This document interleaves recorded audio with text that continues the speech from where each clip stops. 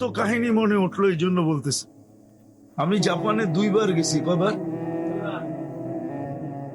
তো জাপানে আমাদের এক বাঙালি বিয়ে করছে জাপানিজ মেয়ে, মুসলমান বানায় করছে।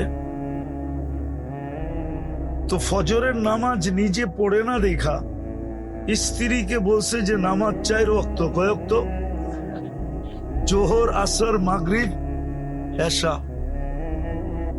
তো নতুন জাপানি মেয়ে, জাপানিরা কিন্তু যেটা করে ওটা সিরিয়াসলি করে। সিরিয়াসলি বোঝেন?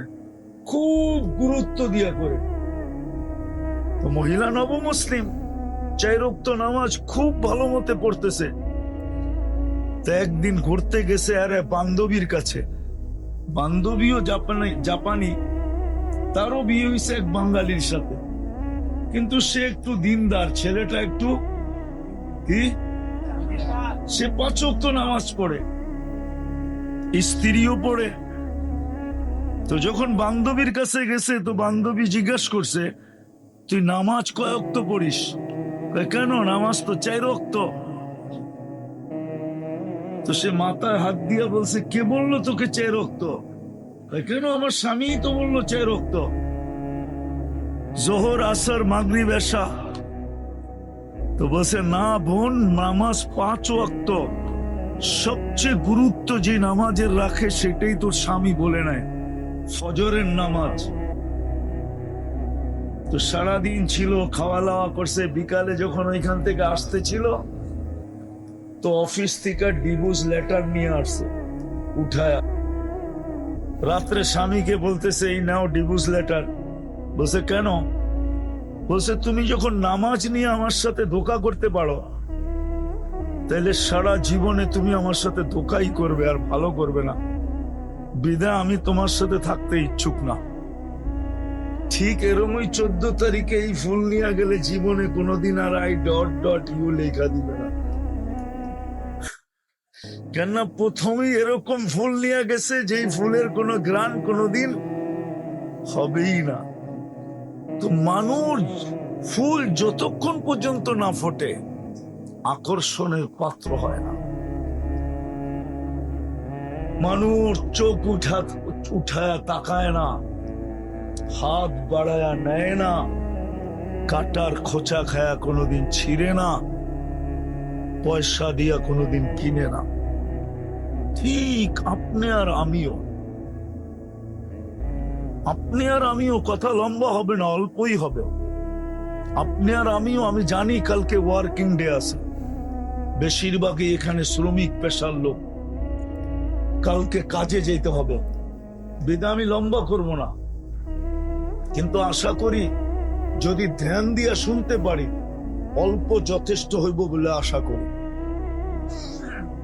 আপনাদের যদি তাওয়াজ্জু থাকে, মন দিয়া যদি শোনেন, তো যেরকম ফুল আকর্ষণের পাত্র হয় না ফুটা ব্যতীত, তার ঘ্রাণ ছড়ায় না, তার কালার প্রকাশ পায় না, তদ্রূপ আপনি আর আমিও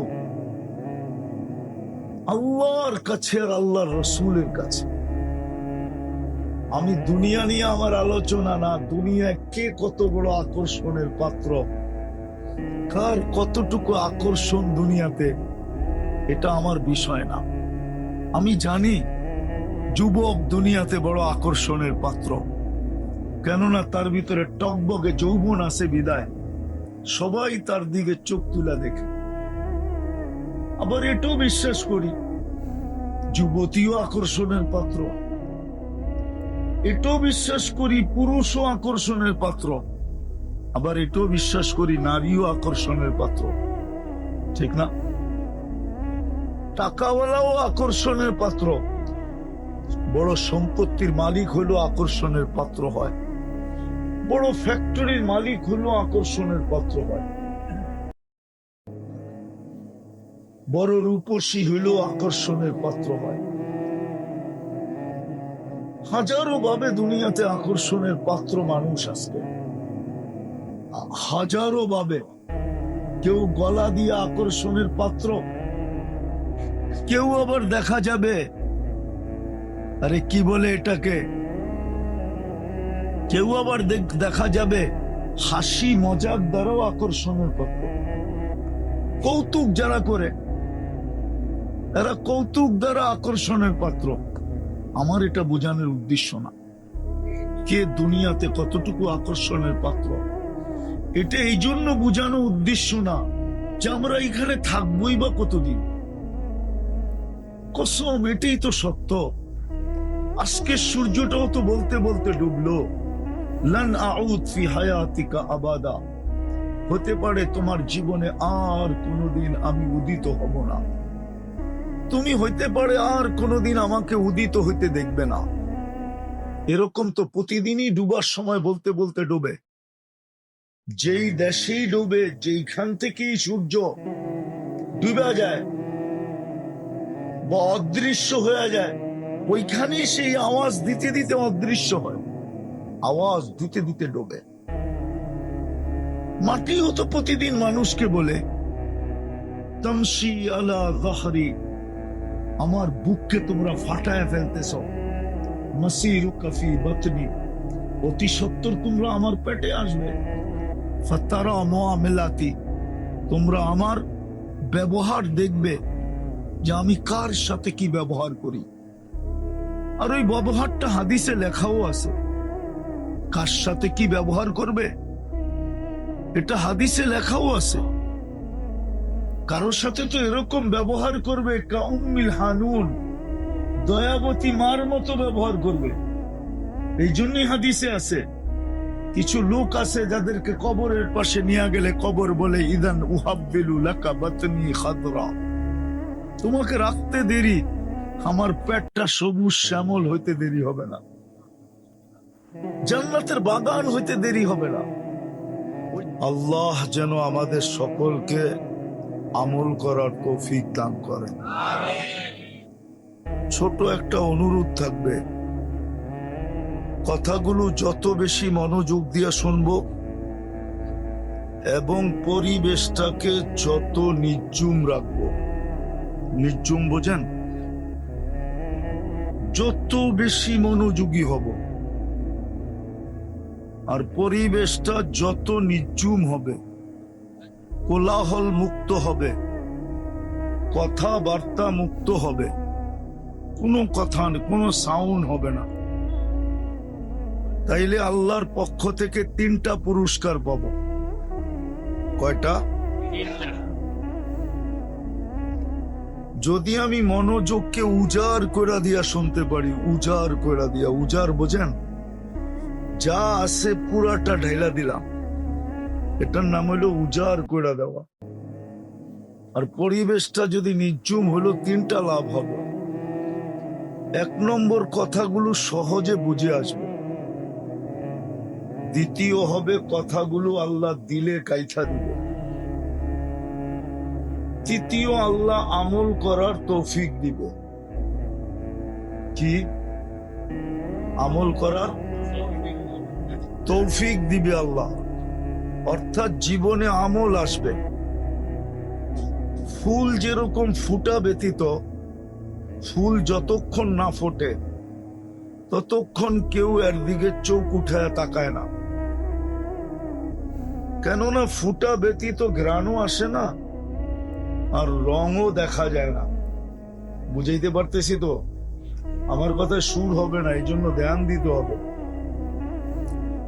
ফুল যতক্ষণ পর্যন্ত না ফোটে ততক্ষণ পর্যন্ত কিন্তু কেউ চোখ তুলা দেখে না, হাত বাড়ায় নেয় না, কাটার খোঁচা খাইয়েও কেউ ছিঁড়ে না। আর যখন ফুটা যায় তো কাটার খোঁচা খাইয়েও হাত দিয়া ছিঁড়ে, চোখ বুলায়া দেখে, হাত বাড়ায়া নেয়। এমনকি 14 তারিখে যুবক যুবতীরা পয়সা দিয়েও কিনে, আর না পাইলে মারামারিও করে। ঠিক না? সত্য তো? তো ফুল যেরকম ফুটা ব্যতীত আকর্ষণের পাত্র হয় না, এটাতে একমত তো? তার ঘ্রাণও আসে না। এগুলো তো কাগজের ফুল, আর্টিফিশিয়াল। এটাও বলছে কবি, हकीकत सुख नहीं सकती बनावट की उसूल से, कभी बुहा नहीं सकती के कागज के फूलों से। এগুলোর থেকে কখনো গ্রান আসবে না। এটা হলো চোখের শোভা। আবার 14 তারিখে এটা নিয়ে গেল জুতার বাড়ি, এতে কোনো সন্দেহ নেই। বলবে তুই এখনই 2 নম্বর করস, আগে যে কয় নম্বরই করবি আল্লাহই জানে। যদি এটা নিয়ে গেল জীবনে কোনোদিনও লেখা দিবে না I.U, এটা জীবনের জন্য অফ হয়ে গেল। বলবে তুই প্রথম দিনই সত্য কাহিনী মনে উঠলো, এই জন্য বলতেছি। আমি জাপানে 2 বার গেছি। কবার? তো জাপানে আমাদের এক বাঙালি বিয়ে করছে, জাপানিজ মেয়ে, মুসলমান বানায় করছে। তো ফজরের নামাজ নিজে পড়ে না দেখা স্ত্রীকে বলছে যে নামাজ 4 ওয়াক্ত। কয় ওয়াক্ত? জোহর, আসর, মাগরিব, এশা। তো নতুন জাপানি মেয়ে, জাপানিরা কিন্তু যেটা করে ওটা সিরিয়াসলি করে। সিরিয়াসলি বুঝেন? খুব গুরুত্ব দিয়ে করে। তো মহিলা নব মুসলিম 4 ওয়াক্ত নামাজ খুব ভালো মতে পড়তেছে। তো একদিন ঘুরতে গেছে আর বান্ধবীর কাছে। বান্ধবীও জাপানি, তারও বিয়ে হয়েছে এক বাঙালির সাথে, কিন্তু সে একটু দিনদার, ছেলেটা একটু সে 5 ওয়াক্ত নামাজ পড়ে, স্ত্রীও পড়ে।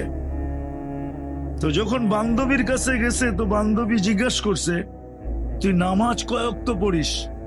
কেন, নামাজ তো 4 ওয়াক্ত।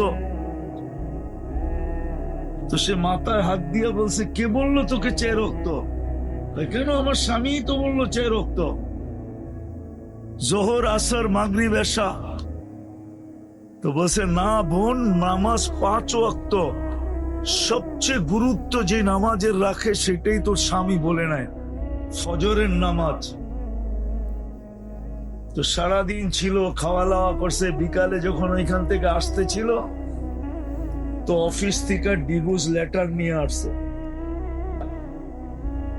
রাত্রে স্বামীকে বলতেছে, এই নাও ডিভোর্স লেটার। বলছে, কেন? বলছে, তুমি যখন নামাজ নিয়ে আমার সাথে ধোঁকা করতে পারো, তাহলে সারা জীবনে তুমি আমার সাথে ধোঁকাই করবে, আর ভালো করবে না। বিধায় আমি তোমার সাথে থাকতে ইচ্ছুক না। ঠিক এরকম